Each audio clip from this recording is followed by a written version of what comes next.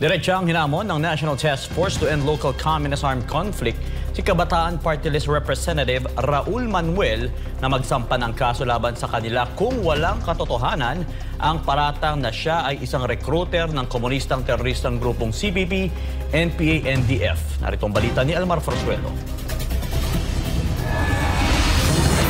Handang harapin ng NTF-ELCAC ang anumang legal na hakbang ni Congressman Raul Manuel matapos itong pangalanan ng task force bilang isang recruiter ng New People's Army o NPA. Nag-ugat ito matapos batikusin ng grupong karapatan ang ginawang pagbubunyag ng NTF-ELCAC. Pero ayon sa task force, kung talagang walang katotohanan ng kanilang pahayag, dapat idaan ito ni Manuel sa korte para magkaroon ng mas malalim na pagbusisi sa sinasabing koneksyon nito sa Communist Party of the Philippines, New People's Army, National Democratic Front o CPP, NPA, NDF. Kasunod nito, hinamon ni Undersecretary Ernesto Torres Jr., Executive Director ng NTF-ELCAC, si Manuel na ituloy ang pagsasampa ng kaso. Iginit niya na mga paratang laban sa kongresista ay may matibay na ebidensya. Matapang ding binigyang diin ni Torres na hindi nila babawiin ang kanilang mga naging pahayag na nagsisiwalat sa mga individual at grupong umano'y nagsisilbing prente ng CPP, NPA, NDF. Muling iginit ni Torres na malinaw ang kanilang mga paratang ay hindi walang basehan, bagkus ay nakabatay sa matitibay na ebidensya mula sa mga dating opisyal ng NPA na nagbigay ng sinumpaang salaysay